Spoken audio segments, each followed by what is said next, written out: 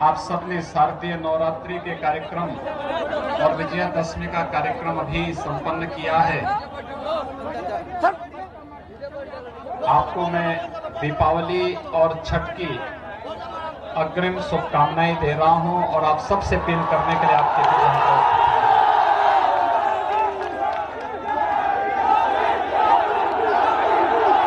भाइयों बहनों,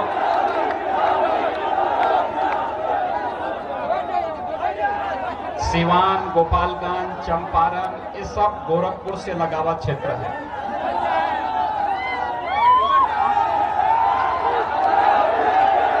और हम लोगों का संबंध और संवाद तो एक परिवार जैसा है। आप याद करिए, जब पूरी दुनिया कोरोना महामारी से जूझ रही थी, भारत में भी आदरणीय प्रधानमंत्री मोदी जी के नेतृत्व में इस लड़ाई को पूरी प्रतिबद्धता से लड़ने के साथ जब पूरा देश एक साथ खड़ा होकर के लड़ रहा था,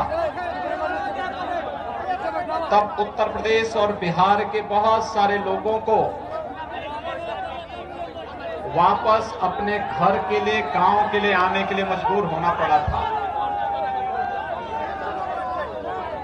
मुझे याद है जब लॉकडाउन के दौरान दिल्ली से, महाराष्ट्र से, पंजाब से, राजस्थान से और अन्य राज्यों से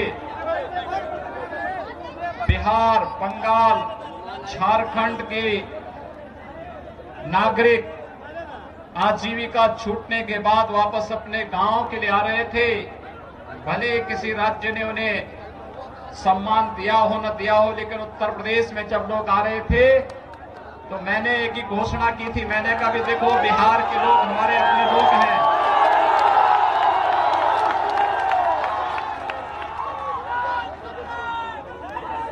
उन लोगों को कोई परेशानी नहीं होनी चाहिए, उनके सम्मान में कोई कोताही नहीं होनी चाहिए, क्योंकि हम सब तो एक परंपरा, एक विरासत को लेकर के चल रहे हैं। और दूसरा, बिहार मेरे लिए इसलिए भी महत्वपूर्ण हो जाता है क्योंकि मां सीता का जो मायका जो है ये बिहार तो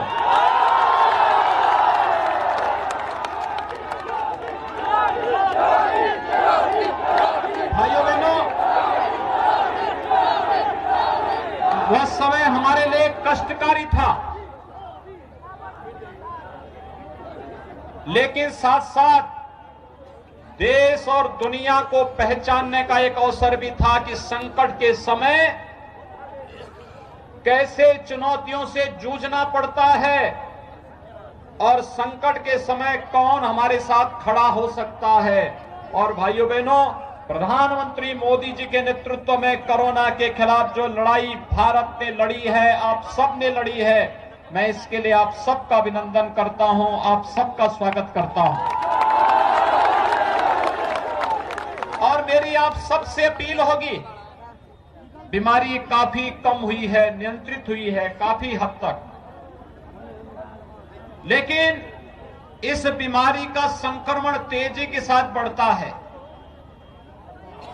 जब तक कोई दवा या वैक्सीन हमारे पास स्वयं पहुंच करके नहीं आती है, तब तक हमें प्रधानमंत्री मोदी जी के उस मंत्र को हमेशा अपने साथ रखना होगा।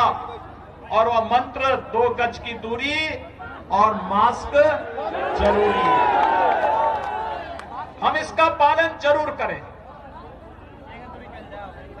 बीमारी थी, दुनिया की बड़ी बड़ी ताकतें पस्त हो गई, लेकिन प्रधानमंत्री मोदी जी के संकल्प और दृढ़ इच्छा शक्ति के सामने बीमारी पस्त हो गई।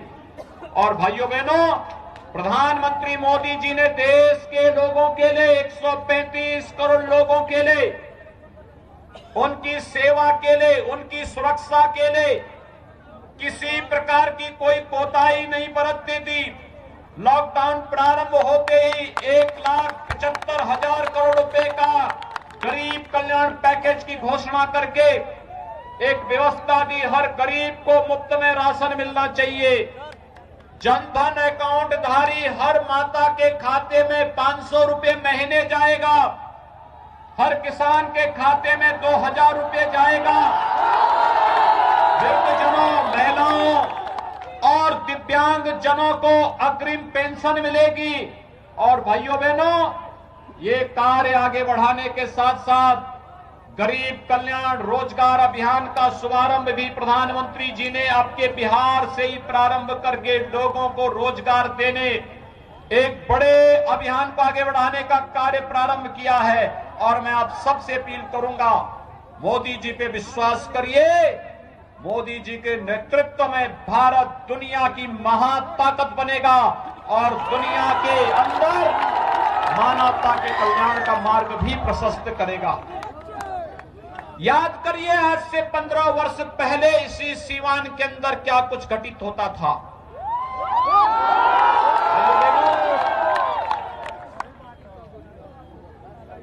जो हमारे नौजवान हैं, जिनकी उम्र 30 साल, 35 साल, 40 साल की है, उन्हें वे सारी घटनाएं याद होंगी। जो नौजवान 15 से 25 के बीच में है, हो सकता है उनके अंदर, उनके मन में भी उन्होंने उस प्रकार के उस दौर को नहीं देखा होगा जब एक अराजकता के नाम पर एक क्षेत्र जाना जाता था। व्यापक गुंडागर्दी होती थी, बहन बेटियों की इज्जत के साथ कहीं भी खिलवाड़ हो जाता था और जहां कहीं कोई भी यहां का सम्मानित व्यक्ति सुरक्षित नहीं था, व्यापारी सुरक्षित नहीं था, गुंडा राज चरम पर था। उस अराजकता से मुक्त करके सुशासन की ओर बिहार को अग्रसर करके विकास की प्रक्रिया के साथ जोड़ने के लिए एनडीए के नेतृत्व की नीतीश कुमार जी की सरकार ने जो कदम उठाए, उस सुशासन और विकास ने बिहार को एक पहचान दी। आज से 15 वर्ष पहले बिहार का नौजवान अपनी पहचान को छुपाने के लिए मजबूर हो चुका था। मुझे स्वयं दुख होता था, क्योंकि हम तो सटे हुए हैं, एकदम यूपी बिहार तो एकदम सटा हुआ है और बिहार के नौजवान, प्रतिभाशाली नौजवान, देश के अंदर तमाम प्रशासनिक और पुलिस अधिकारी के रूप में जिन्होंने अपनी जिम्मेदारियों का निर्वहन किया है, तमाम बड़े बड़े प्रतिष्ठानों को नेतृत्व देने का काम जिस बिहार के नौजवान के द्वारा किया जा रहा है, किया गया था, उस बिहार के नौजवान के सामने अपनी पहचान का संकट आ जाए, इस संकट पैदा करने वाले लोग आज बिहार के अंदर फिर से रोजगार का लॉलीपॉप दिखा करके नौजवानों को गुमराह करने का कार्य कर रहे हैं। इनके इस लॉलीपॉप के लालच में बिहार के नौजवानों को नहीं आना चाहिए। 15 वर्ष पहले इन्होंने जो कुछ किया है, याद रखना, आदतें जल्दी जाती नहीं है और जिनके मुंह पे खून लगा हुआ है भ्रष्टाचार का, वे अचानक जाएगा नहीं। जब भी अवसर मिलेगा फिर नोच खाने की आदत से अपने आप को भी लोग अलग नहीं करेंगे। और इसलिए भाइयों बहनों, हमें वर्तमान में चुनाव के दौरान इन सब चीजों को देखना होगा। ये जातिवाद की राजनीति पूरे बिहार को पूरी तरह पीछे करने का कार्य की थी और सुशासन और विकास के मार्ग पर जिस बिहार को नीतीश कुमार जी के नेतृत्व में एनडीए सरकार आगे बढ़ा रही है, इसी में बिहार का भी कल्याण है, यहां के नौजवानों का भी कल्याण है।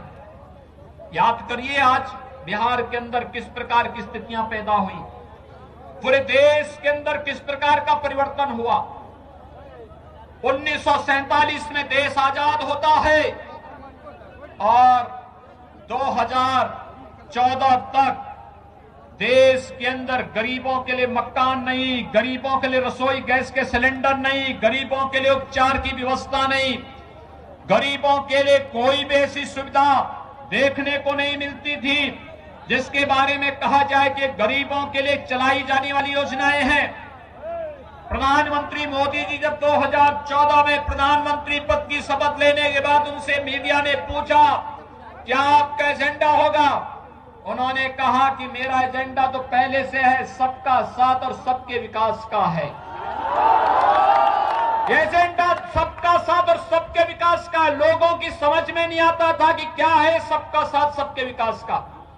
लेकिन जब एक एक करके योजनाएं बनती गईं, पहला काम हुआ जनधन अकाउंट में हर गरीब का बैंक में खाता खुल जाना। भाइयों बहनों, कितना बड़ा कार्य कोरोना कालखंड में इन खातों ने किया है। याद करिए, इस देश के एक पूर्व प्रधानमंत्री थे स्वर्गीय राजीव गांधी जी। वे कहा करते थे 100 रुपये भेजता हूं, नीचे केवल गरीब के खाते में 10 रुपया जाता है, 90 रुपये बिचौलिए और उनके दलाल खा जाते थे। कांग्रेस लाचार थी क्योंकि दलालों से घिरी हुई थी, भ्रष्टाचारियों से घिरी हुई थी। लेकिन आज प्रधानमंत्री मोदी जी ने हर गरीब का बैंक में खाता खुलवा करके कह दिया, एक गरीब के लिए अगर 100 रुपये भेजूंगा तो 100 रुपया सीधे उस गरीब के खाते में जाएगा, इसमें कोई बीच में बिचौलिया या भ्रष्टाचारी डकैती नहीं डाल पाएगा। यह है परिवर्तन। 6 वर्ष में देश के अंदर 3 करोड़ गरीबों का मकान बन जाना, प्रधानमंत्री आवास योजना में एक एक आवास मिल जाना, 4 करोड़ गरीबों को विद्युत के निःशुल्क कनेक्शन मिल जाना, 8 करोड़ गरीबों को रसोई गैस के कनेक्शन मिल जाना,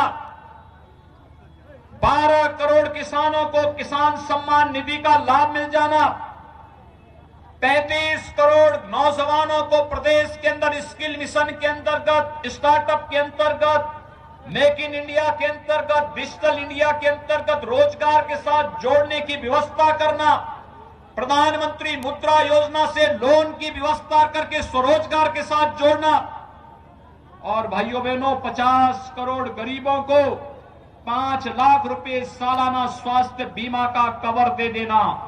ये प्रधानमंत्री मोदी जी के कारण ही संभव हो पाया है। देश के अंदर गरीब कल्याण पैकेज के अंतर्गत 80 करोड़ गरीबों को राशन की सुविधा का लाभ देने के लिए पैसा उपलब्ध कराने प्रधानमंत्री मोदी जी के कारण संभव हो पाया। और भाइयों बहनों, मोदी जी ने कहा था 5 साल गरीबों के लिए, इसमें गांव, गरीब, किसान, नौजवान, महिलाएं उनके एजेंडे का भाग होंगी, और अगले 5 साल देश की समृद्धि और भारत को दुनिया की एक महाताकत बनाने के लिए। याद करिए, कांग्रेस के समय जब कोई पाकिस्तान प्रायोजित आतंकवाद भारत पे हमला करता था, तो क्या स्थिति होती थी? देश मांग करता था पाकिस्तान को जवाब दो, और कांग्रेस के नेता कहते थे नहीं नहीं, पाकिस्तान को छेड़ेंगे नहीं, कहीं वो ऐसा नहीं कि एटम बम का प्रयोग कर देगा। यानी हमारे लोग मारे जा रहे थे, हमारे जवानों पर हमले होते थे, लेकिन कांग्रेस के लोग देश की जनता को गुमराह करके पाकिस्तान के प्रति सहानुभूति व्यक्त करते थे। और आज अगर पाकिस्तान दुस्साहस करता है तो पाकिस्तान के अंदर घुस करके भारत की सेना पाकिस्तान को पूरी तरह नेस्तनाबूद करने का कार्य करती है। और इमरान खान पाकिस्तान का प्रधानमंत्री दुनिया के अंदर जान की भीख मांगते मांगते फिरता है कि भारत से बचा दो। यह है भारत के जवानों का शौर्य और पराक्रम, यह है न्यू इंडिया, ये है नया भारत। और भाइयों बहनों, ये कांग्रेस तो देश के अंदर आतंकवाद को और नक्सलवाद को बढ़ावा दी है। ये जो अपराधी, यहां का भी एक दुर्दांत अपराधी जेल के अंदर सड़ रहा है, इन अपराधियों को पालने का काम कांग्रेस और राजद ने किया था। लेकिन आज भारतीय जनता पार्टी नेतृत्व की केंद्र की सरकार कश्मीर के अंदर धारा 370 को समाप्त करके, कश्मीर के अंदर आपने देखा होगा परसों एक आदेश जारी हुआ भारत सरकार से, अगर सीवान का कोई नौजवान भी जम्मू कश्मीर के अंदर, श्रीनगर के अंदर मकान बनाना चाहता है तो आपको यह अनुमति वहां मिल गई है।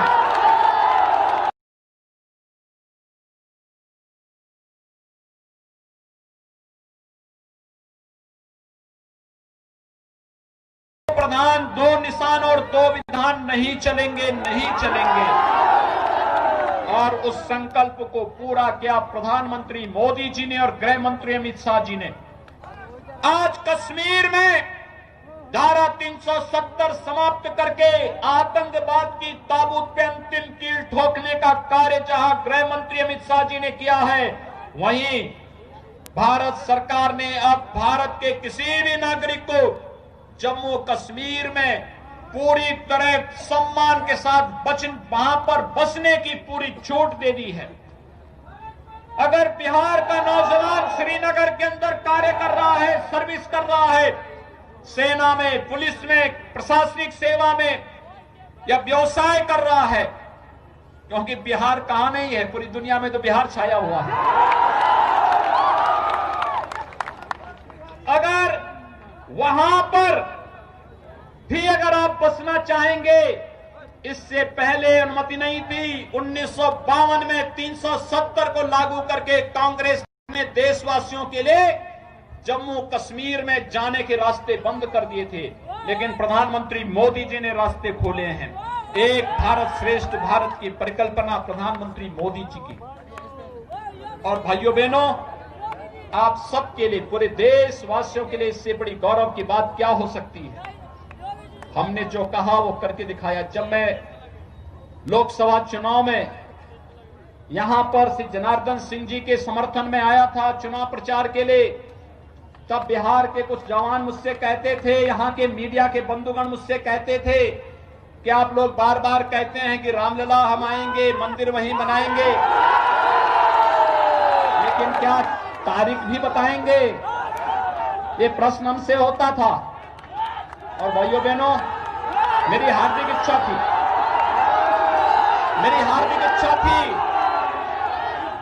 अयोध्या में भगवान राम के भव्य मंदिर के शिलान्यास में बिहार के हर गांव का प्रतिनिधित्व हो, यह मेरी हार्दिक इच्छा थी। लेकिन एक कोरोना संक्रमण के दायरे, कोरोना महामारी के नाते भाइयों बहनों, हमने शुभ मुहूर्त में संजोग, आप देखिए कितना अच्छा संजोग बैठता है। 5 अगस्त 2019 कश्मीर से धारा 370 सदैव के लिए समाप्त हो जाती है और 5 अगस्त 2020 500 वर्षों का हिंदू समाज के जो भावनाएं थी, जो टीस थी, उस टीस को दूर करते हुए प्रधानमंत्री मोदी जी के द्वारा अयोध्या में भगवान राम के भव्य मंदिर के निर्माण का शिलान्यास कर दिया जाता है। 5 अगस्त 2020 अयोध्या में भगवान राम के भव्य मंदिर के निर्माण का मार्ग प्रशस्त होता है। ये चीजें बताती हैं कि भारतीय जनता पार्टी जो कहती है वो करके दिखा देती है, और हम लोगों ने करके दिखाया। अगर यहां पर एनडीए की सरकार नहीं होती, नीतीश कुमार जी मुख्यमंत्री नहीं होते, तो यहां का माफिया जेल के अंदर सड़ना नहीं होता, वो भी सत्ता के गलियारों में रह करके बिहार के अंदर मुंह पर खसोट के एक नई यहां की पीढ़ी को खराब कर रहा होता। और भाइयों बहनों, हमने तो उत्तर प्रदेश में इन माफियाओं के छाती पर ही बुलडोजर चलाना शुरू कर दिया। ये गुंडे और अपराधियों के लिए कोई जगह नहीं। इन्होंने गरीबों को लूटा है, व्यापारियों को लूटा है, व्यापक अराजकता फैलाई है, विकास के कार्यों को इन्होंने लूट करके विकास से वंचित किया है। और इसलिए कानून के दायरे में रहकर के जितनी सख्त कार्रवाई इनके खिलाफ की जा सकती है, उतनी सख्त कार्रवाई इनके खिलाफ की जानी चाहिए, और ये कार्रवाई हम लोग कर रहे हैं। और मैं फिर आपसे कहने के लिए आया हूं कि भाइयों बहनों, बिहार का विकास और बिहार का उत्थान नीतीश कुमार जी के नेतृत्व में एनडीए सरकार ही करेगी और इससे भारतीय जनता पार्टी ने श्री देवेश कांत सिंह जी को अपने प्रत्याशी के रूप में आपके बीच में यहां पर उतारा है। भाइयों बहनों, मैं आप सबसे अपील करने के लिए आया हूं। देवेश कांत जी भारतीय जनता पार्टी के सर्वथा योग्य प्रत्याशी के रूप में आपके बीच में हैं।